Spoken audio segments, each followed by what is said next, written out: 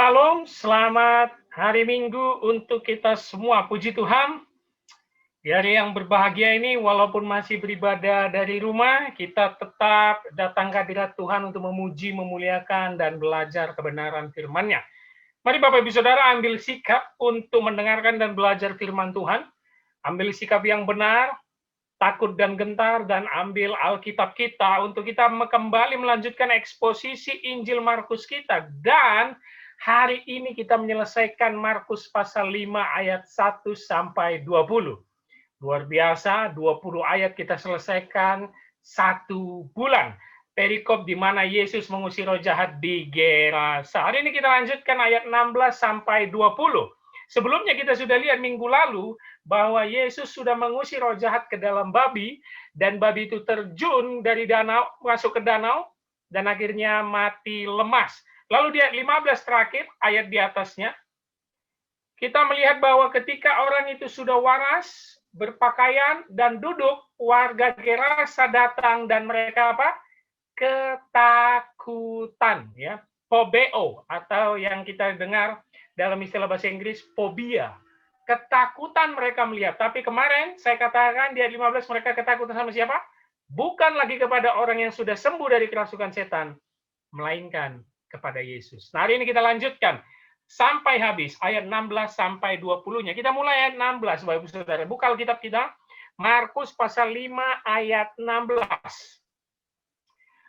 Orang-orang yang telah melihat sendiri hal itu menceritakan kepada mereka tentang apa yang telah terjadi atas orang yang kerasukan setan itu dan tentang babi-babi itu. Kalau Matius mencatatnya, maka keluarlah seluruh kota. Seluruh orang di kota Gerasa itu, di desa Gerasa itu yang banyak orangnya, mereka keluar untuk mendapatkan Yesus dan orang yang sudah sembuh itu. Tapi kalau kita lihat ayat 16 tadi, kalimatnya, orang-orang yang telah melihat sendiri hal itu. Siapa ini? Kemungkinan besar adalah penjaga babi, kan? Yang mereka melihat langsung babi-babi mereka 2000 jumlahnya terjun, mati. Atau mungkin juga ada penduduk beberapa di sekitar situ yang menyaksikan Yesus dan orang yang kerasukan ini. Kemungkinan besar adalah peternak babi atau penjaga babi. Lalu setelah kejadian itu, mereka memanggil seluruh penduduk Gerasa. Lalu apa? Menceritakan kepada mereka tentang apa yang terjadi. Waduh, penjaga atau peternak babi itu atau orang-orang sekitar yang menyaksikan peristiwa itu langsung heboh, langsung mereka bergosip, bercerita. Wow, luar biasa sekali. Ada seseorang yang berhasil mengusir setan di dalam diri orang yang selama ini berkeliaran di daerah kita ini. Orang gila itu loh, orang yang telanjang itu loh, sudah sembuh, sudah waras. Tapi babi kami mati semua. Jadi roh jahat yang dalam orang itu dipindahkan ke babi. Dan akhirnya terjun ke danau, mati semua. Pokoknya ceritanya luar biasa. Ayo, datang semua. Cerita ini mencengangkan penduduk Gerasa, Bapak Ibu Saudara. Karena tidak pernah ada cerita seperti ini berkaitan dengan si gila yang kerasukan setan. Karena selama ini mereka mengurung diri, membelenggu tak bisa, merantai tak bisa, mereka ketakutan, dan sekarang mereka keluar untuk menjumpai Yesus. Kita lanjutkan ayat 17 ya, perhatikan ayat 17. Lalu mereka mendesak Yesus supaya ia meninggalkan daerah mereka. Kita akan melihat beberapa respon sampai habis. Ini respon pertama, yaitu respon penduduk Gerasa. Setelah mendengar cerita dari mungkin peternak babi, setelah mereka datang melihat si orang gila yang kerasukan setan sudah waras, sudah berpakaian, sudah duduk diam, tenang, mereka melihat Yesus, lalu apa mereka bilang? Mereka mendesak Yesus supaya dia meninggalkan daerah mereka. Ini aneh sekali. Coba kita duduk diam mengkritisi ayat 17 ini. Seharusnya mereka datang ke Yesus bilang, wow, terima kasih Pak. Nama Bapak siapa? Terima kasih ya sudah mengusir setan dari dalam tubuh orang ini. Ini orang merasakan kami sepanjang hidup kami. Ini orang udah kayak binatang melonglong seperti serigala. Ini orang menakut-nakuti kami, Pak. Sekarang Bapak sudah sembuhkan dia. Terima kasih, Pak. Kami sudah aman. Yuk ke rumah, Pak. Kami jamu makan dulu lah. Kenalan sama penduduk Gerasa. Bila perlu nginap tinggal di sini. Atau respon kepada orang yang sudah sembuh. Wow, kau akhirnya sudah sembuh. Kau sekarang sudah waras, kami turut bahagia. Kasih pakaian dia yang terbagus. Ayo kita ajak dia makan, karena dia sudah sembuh. Nggak ada, Bapak Saudara. Nggak ada respon kepada Siong. Yang sudah sembuh juga nggak ada respon penduduk Gerasa. Tapi respon mereka apa? Mengusir Yesus. Mereka mendesak Yesus supaya pergi meninggalkan mereka. Lukas mencatatnya lebih dalam. Seluruh penduduk Gerasa, seluruh penduduk Gerasa meminta kepada Yesus supaya ia meninggalkan mereka. Seakan-akan ada satu suara dari seluruh penduduk Gerasa yang sudah datang melihat kejadian itu berkata, pergi kau. Kami takut dengan kau. Kami nggak mau lihat muka kau. Pergi sekarang juga. Satu suara. Bayangkan, seluruh penduduk Gerasa. Kata Lukas.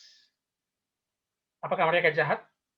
Jahat ya. Tapi tunggu dulu. Nah ini pentingnya kita eksposisi. Kenapa mereka takut dan menyuruh Yesus pergi? Bukannya berterima kasih? Karena ternak babinya mati. Iya ya. Babi-babi mereka itu loh. Ini adalah alasan paling logis dan paling masuk akal kenapa mereka menyuruh pergi. Selain nanti alasan teologisnya, Bapak-Ibu Saudara. Nah ini pentingnya supaya kita kritis ya. Penghasilan mereka yang saya katakan mata pencarian penduduk Gerasa kemungkinan besar 80% adalah peternak babi, sekarang udah habis. Marah dong mereka. Ini orang mengacaukan perekonomian kita nih.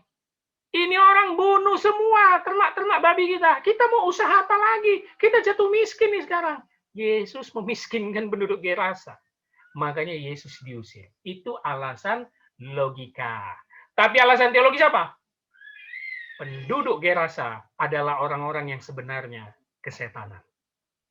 Ketika Sang Firman datang, ketika Yesus datang mengusir setan, malah mereka lebih takut sama Yesus daripada hidup dengan setan. Mereka lebih nyaman hidup dengan setan, Bapak Saudara. Mereka nggak suka ada Yesus, mereka nggak suka ada firman. Mereka tanpa sadar bahwa mereka lah yang kesetanan dibanding orang yang kerasukan legion, yang sudah sembuh. Seluruh penduduk ini yang sebenarnya kesetanan. Sudah nyaman, hati bebal, tidak bisa menerima firman datang, tidak bisa menerima cahaya terang ilahi datang. Bebal, tegar tengkuk seperti bangsa Israel, ahli Taurat. Makanya Yesus sering mengecam mereka, karena mereka bebal. Apalagi ini orang penduduk Gerasa yang notabene dan Yahudi penyembah berhala. Dan minggu lalu saya katakan Yesus mengusir roh jahat ke babi ada tujuannya. Apa tujuannya? Di ayat inilah kontrasnya kita bisa lihat. Tujuan Yesus mengusir roh jahat ke babi supaya apa? Bahwa nilai satu jiwa itu lebih berharga daripada 2000 babi. Itu maksud Yesus. Tapi penduduk Gerasa yang kesetanan ini nggak bisa nangkap. Mereka hanya mikir untung rugi ternak babi, makanya ngusir Yesus marah-marah. Padahal Yesus yang menyampaikan, hei kalian, satu jiwa inilah yang penting diselamatkan, disembuhkan, daripada 2000 babi. Kita harus siap rela, kehilangan harta, benda, waktu, tenaga kita, Bapak Ibu Saudara, untuk menyelamatkan jiwa-jiwa di luar sana melakukan penginjilan. Nah, ini penting ini, tugas kita ini. Kenapa kita nggak pernah bergerak sekarang menginjili? Karena kita terikat semua dengan hal-hal duniawi. Harta kita, mobil kita, rumah kita, deposito kita nggak berani keluar. Nggak berani kita jual harta kita untuk pelayanan, nggak berani. Padahal Yesus mau bilang, penginjilan menyelamatkan satu jiwa, itu membuat sorga bersorak-sorai. Kenapa? Yesus itu datang ke dunia menebus dosa manusia. Bukan dosa tumbuhan atau binatang. Nggak nyambung. Bapak saudara yang punya hewan peliharaan kesayangan ya, mohon maaf nih, mau itu anjing, mau itu kucing kesayangan ya, anjing-anjing yang mahal, yang cantik-cantik itu, yang gemesin itu nggak ada ke surga atau neraka. Udahlah, kalau nanti peliharaanmu meninggal, nggak usah kau doa supaya dia masuk surga. Nggak ada. Yesus itu mati untuk jiwa manusia. Jiwa manusia dihakimi masuk surga atau neraka. Makanya lebih penting penginjilan daripada sibuk menghabisi harta benda untuk koleksi apalagi binatang peliharaan. Itu maksud Yesus. Tapi orang Gerasa nggak bisa menangkap itu. Makanya saya sarankan Bapak Ibu Saudara, pergunakanlah hartamu dengan baik. Jangan habiskan untuk hal-hal nggak penting. Hobi lah, beli sepatu bermerek limited edition lah, beli handphone yang terus serinya keluar tiap tahun lah. Duh, itu bukan Kristen itu. Tapi ketika kau punya uang, Ketika kau punya deposito, kau keluarkan untuk penginjilan, untuk bangun gereja, untuk bikin Bible Study Center, pendalaman Alkitab untuk anak-anak muda, bikin sekolah untuk anak-anak yang tidak mampu. Waduh, itu keren. Itu maksud Yesus, yang dimau Yesus. Jangan kita seperti penduduk Gerasa, yang hanya mikir untung rugi, ya kan? Makanya hidup mereka lebih kesetanan daripada orang yang sudah sembuh dari kerasukan legion. Diusir Yesus. Pergi kau Yesus. Kami nggak suka lihat kau pergi. Pergi. Kau telah buat kami rugi. Kami nggak peduli nih sama orang yang udah sembuh nih. Nggak peduli kami. 2000 babi kami sudah kau buat hilang. Waduh. Jangan sampai kita mengkultuskan satu binatang peliharaan, satu benda, satu apapun Bapak Saudara. Jangan sampai. Tapi kerinduan kita dan tugas kita sesuai amanat agung. Penginjilan menyelamatkan jiwa-jiwa orang di luar sana. Sudahkah engkau bergerak? Sudahkah selama hidupmu hartamu kau pakai untuk melayani Tuhan? Atau hanya kantong persembahan kolekte tiap minggu doang? Kau pikir itu sudah memberi untuk Tuhan? Ya elah, masih jauh sekali. Masih jauh sekali tugasmu. Yuk, lewat firman hari ini kita diubahkan. Roh Kudus menggerakkan hatimu untuk betul-betul menyelamatkan banyak jiwa di luar sana. Melakukan penginjilan dan memberikan bukan hanya hartamu, seluruh hidupmu untuk Tuhan. Jangan seperti penduduk Gerasa. Kita lihat kelanjutannya, 18. Pada waktu Yesus naik lagi ke dalam perahu, orang yang tadinya kerasukan setan itu meminta supaya ia diperkenankan menyertai dia. Ini respon kedua. Respon pertama, respon penduduk Gerasa yang mengusir Yesus. Respon kedua, respon dari orang yang sudah sembuh dari kerasukan roh jahat. Kita lihat lagi ayat 18. Pada waktu Yesus naik lagi ke dalam perahu, Yesus luar biasa ya. Satu suara diusir penduduk Gerasa, pergi kau. Gak marah, santai bos. Oke? Aku pamit ya, aku pergi. Dia naik lagi ke dalam perahu bersama murid-muridnya. Lalu apa? Orang yang tadinya kerasukan setan itu meminta, begging. Bahkan dia mungkin memanggil Yesus, Yesus, Yesus, Yesus. Dia memohon kepada Yesus. Apa dia bilangnya? Supaya ia diperkenankan menyertai dia. Nah, ini dia respon kedua. Luar biasa ini orang.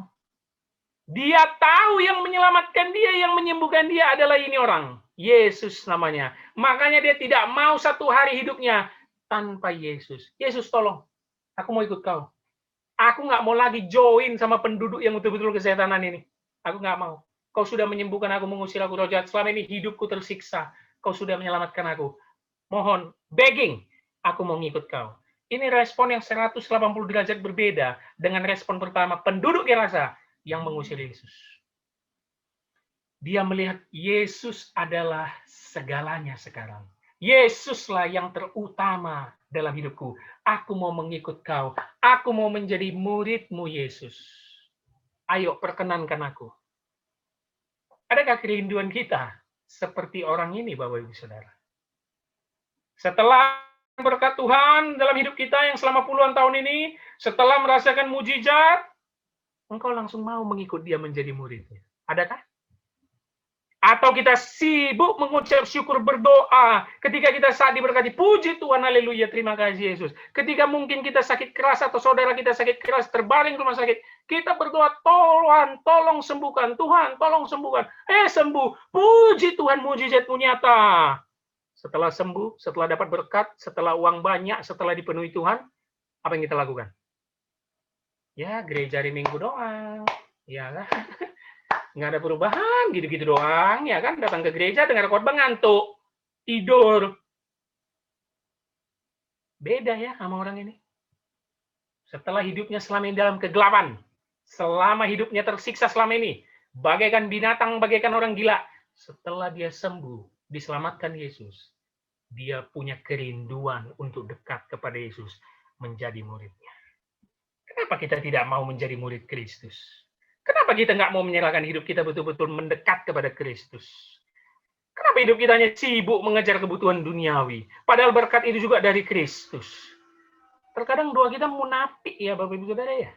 Iya kan? Nah ini yang bahaya bagi kita. Makasih Yesus kau sembuhkan aku. Makasih Yesus buat rezeki yang kau berikan kepada keluargaku.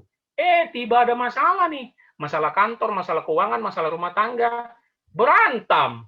Maki-makian suami istri. korupsi di kantor, halalkan segala cara, sikut kanan, sikut kiri. Dengan kata lain, doa kita yang makasih tadi berubah menjadi, sana kau Tuhan, ku pakai caraku sekarang.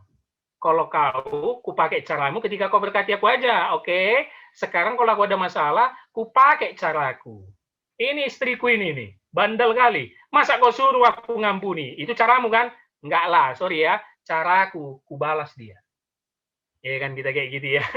Iyalah, ngaku aja lah, kayak gitunya kita selama ini. Ya kan, maunya diberkati aja, tapi nggak mau mengikuti Yesus dengan benar. Nah, ini pelajaran kita, Bapak Ibu. Makanya saya bilang, perikop ini ayat 1 sampai 20 ini kisah menarik sekali. Jangan ambil perikop ini hanya untuk mujizat kesembuhan ngusir setan lah. Dalam ini ceritanya. Respon kedua tadi dari orang yang sudah sembuh. Pengen mengikuti Yesus, pengen diperkenankan mengikuti dia. Kita lihat respon ketiga dari siapa? Tentunya dari Yesus langsung. Ayat 19, perhatikan ayat 19. Yesus tidak memperkenankannya, tetapi ia berkata kepada orang itu, pulanglah ke rumahmu kepada orang-orang sekampungmu, dan beritahukanlah kepada mereka segala sesuatu yang telah diperbuat Tuhan atasmu, dan bagaimana ia telah mengasihani engkau. Ini respon ketiga, respon Yesus. Pertama kita lihat dulu kalimat awalnya, perhatikan. Ketika dia di ayat 18 pengen mengikut dan diperkenalkan, tapi jawab Yesus apa? Yesus tidak memperkenankannya. Stop dulu. Kenapa? Nah, enak kan? Belajar Alkitab ya. Kenapa? Susah kan jawabnya? Sombong kali Yesus ya? Sombong kali Yesus nih kayaknya. Jijik ya, kau baru sembuh juga. Jangan-jangan masih ada sisa setanmu kali. Ya, kenapa? Jawaban pertama, ini orang ingat apa? Non-Yahudi. Itu pertama dulu, Bapak Saudara.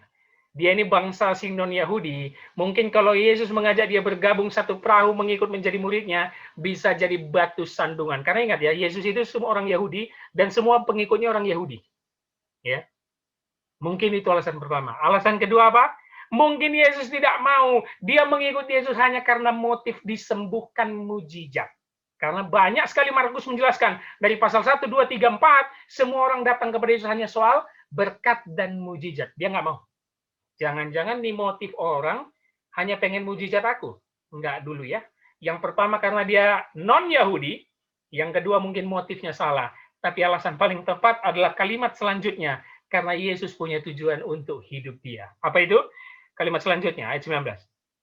Tetapi ia berkata kepada orang itu, pulanglah ke rumahmu, kepada orang-orang sekampungmu, dan beritahukanlah kepada mereka segala sesuatu yang telah diperbuat Tuhan atasmu, dan bagaimana ia telah mengasihani engkau. Kau pulang, beritahukan kepada orang sekampungmu yang bebal ini, yang keras hati ini, yang otaknya duit dan bisnis ini aja, beritahukanlah mereka. Kata beritahukanlah tugas penginjilan. Lakukanlah penginjilan, beritakanlah Injil kepada orang sekampungmu di Gerasa ini. Apa yang diberitakan? Segala sesuatu yang telah diperbuat oleh Tuhan atasmu, dan bagaimana ia telah mengasihani engkau. Injil adalah kabar baik. Apa kabar baiknya? Bagaimana Tuhan memberikan anugerah kepada kita, menyelamatkan kita dari kabar buruk. Apa kabar buruknya? Murka Allah.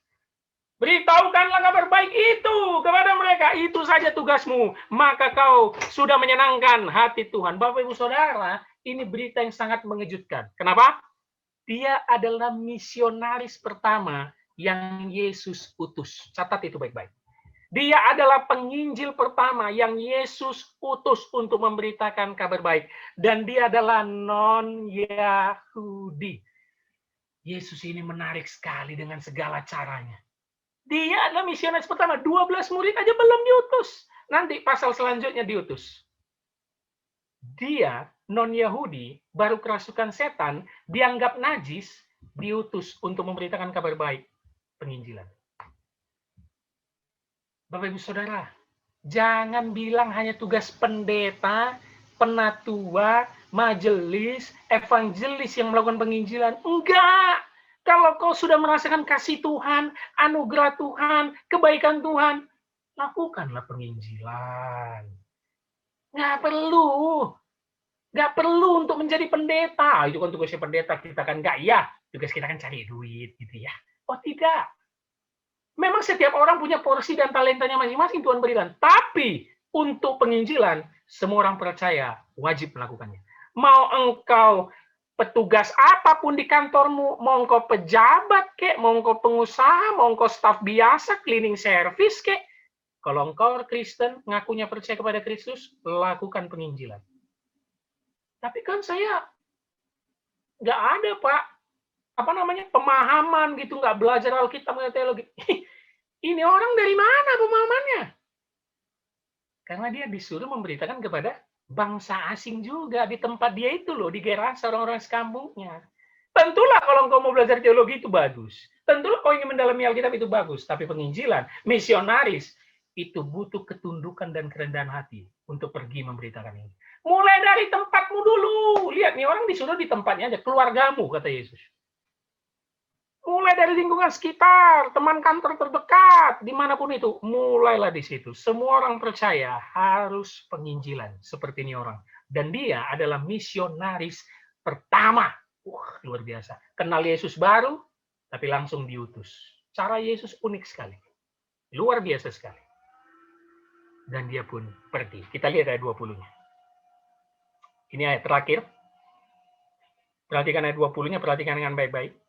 Orang itu pun pergilah dan mulai memberitakan di daerah Dekapolis segala apa yang telah diperbuat Yesus atas dirinya.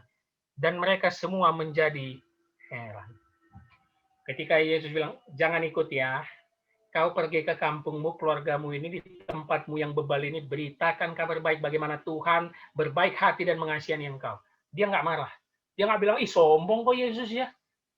Masa aku ngikut aja nggak boleh jadi muridmu? Aku betulan loh mau jadi muridmu. Nggak, dibilang Yesus pergi. Dia nggak marah loh. Apa dia bilang? Dia taat. Lihat ayat 20 kalimat awal. Dia taat. Orang itu pun pergilah. Penginjilan itu ketaatan, Bapak Saudara. Pergilah. Dia langsung pergi. Jangan banyak excuse. Masalahnya kenapa kita nggak mau memuridkan orang dan nggak mau penginjilan? Excuse kita banyak kali. Belum ada waktu. Iya kan? Ketakutan tidak kepenuhan kebutuhan sehari-hari karena takut habis duit. Iya kan? Sibuk dengan urusan duniawi. Kalau orang ini enggak. Orang itu pun pergilah dan mulai memberitakan di daerah Dekapolis. Dekapolis, Deka artinya 10. Dekapolis adalah 10 kota di tempat itu. Bayangkan. Dia penginjilan di daerahnya dan langsung ke 10 kota di tempat itu semua. Ke sana kemari dia jalan dengan sorak-sorai gembira dan mungkin dia akan berkata dari door to door kepada banyak orang dengan kesaksian, "Hey, kalian kenal aku kan? Yang dulu gila loh, keliaran siang dan malam dari pekuburan, yang sering melonglong kayak serigala, kayak binatang, kenal kan? Yang mukuli badan aku dengan batu loh, kenal kan? Nama Yesus menyembuhkan aku." Ih, kesaksiannya luar biasa. Itu si Yesus menyembuhkan aku. Roh jahatku dipindahkan ke babi loh. Dia ingin melihat bahwa satu jiwa itu berharga daripada 2000 babi binatang-binatang kita ini. Udahlah, keselamatan jiwa lebih penting. Datang kepada Yesus. Kira-kira begitulah penginjilan dia. Kira-kira begitulah kesaksiannya, Bapak Saudara. Dia keliling semua di Dekapolis, 10 kota itu. Dia semangat. Dan hasilnya apa? Lihat kalimat terakhir, lihat. Ayat 20 kalimat terakhir. Mereka semua menjadi heran. Kata heran dalam bahasa Yunani taumazo. Taumazo. Bukan hanya heran tapi apa? Kagum. Amaze. Amazing. Amaze. Luar biasa, terheran-heran, kagum. Gila ya. Satu orang tanpa pelatihan teologi, ya, nggak ngambil STT, dengan kesaksiannya, dengan semangatnya memberitakan kabar baik tentang siapa itu Yesus di kampungnya dan 10 kota Dekapolis, semua terheran-heran dan kagum. Dan tentu Roh Kudus bekerja di situ, Bapak Saudara. Pastilah dia dibekali dengan kuasa Roh Kudus karena dia berani dan taat untuk langsung pergi memberitakan Injil. Mereka kagum, wow, apa betul itu? Ya, iya, kami kenal kau kok. Kami takut sama kau kok. Rantai nggak ada yang bisa belenggu kau kok. Tapi kau sekarang sudah mantap ya. Udah waras, udah rapi. Bahkan kau kata-katamu memberitakan suatu hal yang menenangkan hati kami. Siapa itu Yesus? Nah, mulai semua orang di Dekapolis. Ingat, Dekapolis ini bangsa non-Yahudi, kebanyakan Yunani ya, yang ditaklukkan oleh Alexander Agung, Alexander the Great. Ini hampir Romawi dan Yunani semua di sini, orang-orang bangsa asing, bukan Yahudi. Mulai nama Yesus terdengar. Karena siapa? Karena si orang kerasukan setan ini, Bapak Saudara. Orang yang hidupnya miris ya, orang yang dianggap gak punya masa depan ini. Tapi gara-gara dia taat, gara-gara dia melihat Yesus adalah segalanya, dia memberitakan Injil dengan semangat dan bergembira. Sehingga semuanya apa? Kagum. Dan Bapak Saudara, jangan pikir kisah ini berhenti di sini. Jangan pikir, oh kita kan nggak tahu ada orang tobat atau betul-betul percaya Yesus itu. Oh kita nggak tahu. Ada loh Bapak Saudara. Coba buka sejenak. Walaupun kita akan melanjutkan setiap ayatnya ini sampai panjang nanti, nggak tahu berapa bulan, di pasal 7. Kita masih di ayat 5, mungkin nyampe pasal 7 itu berapa bulan lagi. Perhatikan sejenak, boleh dibuka sedikit. Markus pasal 7, ayat 31 dan 32. Ini hasilnya Bapak Saudara. Dari penginjilan dia di Dekapolis. Markus pasal 7, ayat 31 dan 32. Perhatikan, saya bacakan. Kemudian Yesus meninggalkan pula daerah Tirus, dan dengan melalui Sidon, pergi ke Danau Galilea di tengah-tengah daerah Dekapolis. Oke, di pasal 7 Yesus masuk pelayanan ke daerah Dekapolis. Oke, ingat ya Dekapolisnya, ayat 32-nya. Di situ orang membawa kepadanya seorang yang tuli dan yang gagap dan memohon kepadanya supaya ia meletakkan tangannya atas orang itu. Ada yang aneh? Aneh. Ayat 32-nya aneh. Kenapa? Begitu Yesus nyampe Dekapolis, daerah non-Yahudi ini, banyak bangsa asing, orang langsung membawa orang yang penyakitan kepada dia. Tuli, gagap, supaya diletakkan tangannya sebagai kesembuhan. Tahu dari mana mereka Yesus bisa menyembuhkan? Tahu dari mana Dekapolis yang nggak pernah bertemu Yesus ini, yang selama ini bangsa non-Yahudi ini, nggak pernah dengar nama Yesus, tiba-tiba langsung datang membawa orang supaya disembuhkan kepada Yesus. Tahu dari mana? Dari si penginjil orang yang kerasukan setan. Keren ya? Ternyata penginjilan dia keliling Dekapolis di pasal 5 ini membuahkan hasil di pasal 7. Menarik sekali Bapak Saudara. Penginjilan dia berhasil sehingga orang-orang Dekapolis menanti kapan Yesus datang, kapan Yesus datang. Oh, itu dia. Mungkin si orang gila yang di sini pun memberitahu bagaimana ciri-ciri Yesus kan, ataupun dia ada ikut Yesus. Oh, itu Yesus. Wow, langsung dibawa orang penyakitan supaya disembuhkan. Luar biasa sekali. Penginjilan si orang gila yang kerasukan setan, kerasukan legion, yang banyak setannya, 2.000, 4.000, 6.000 setan, berubah menjadi seorang evangelis, penginjil yang luar biasa. Bapak Saudara, kita sampai di ayat 20 ini, kisah mengenai Yesus mengusir roh jahat di Gerasa. Kalau Bapak Saudara ulang dari ayat 1, kita sebulan tepat ya, menyelesaikan perikop ini, ayat 1 sampai 20. Kalau Bapak Saudara ulang dari ayat 1 sampai di hari ini ayat 20, luar biasa sekali firman ini. Luar biasa sekali. Kita tadi melihat respon penduduk Gerasa, melihat respon orang yang sudah disembuhkan yang kerasukan setan sebelumnya, dan melihat respon Yesus. Kita mendapat satu cerita perikop yang sungguh-sungguh luar biasa sekali. Bagaimana Yesus memakai orang yang tidak punya masa depan ini, orang yang ditakuti banyak orang ini, orang yang rusak hidupnya ini, yang nggak ada masa depannya, dipakai menjadi penginjil yang hebat. Bapak Saudara, saya lemparkan kepada Bapak Saudara yang menonton pada minggu ini. Apakah engkau penduduk Gerasa yang mengusir Yesus ketika bisnis duniawimu gagal? Apakah engkau si orang yang telah disembuhkan dari kerasukan legion ini yang dipakai Yesus menginjili dan memberitakan namanya? Itu menunjukkan sikapmu selama ini kepada Tuhan kita Yesus Kristus. Apakah engkau Kristen beragamawi? Apakah engkau Kristen sejati? Apakah engkau cari Yesus kalau ada maunya? Ataukah engkau dalam suka dan duka, sakit ataupun sehat, engkau tetap menyembah dan memuliakan Dia? Sudahkah engkau menjadi murid Kristus? Yang mengucap syukur atas berkatnya, tapi engkau datang ke hadiratnya untuk melayani Dia dan menjadi muridnya. Doa saya menyertai Bapak Ibu Saudara, Saya berdoa supaya kita betul-betul menjadi murid Kristus yang sejati, yang selalu memberitakan Injil kemanapun kita diutus. Shalom, selamat hari Minggu. Tuhan Yesus memberkati.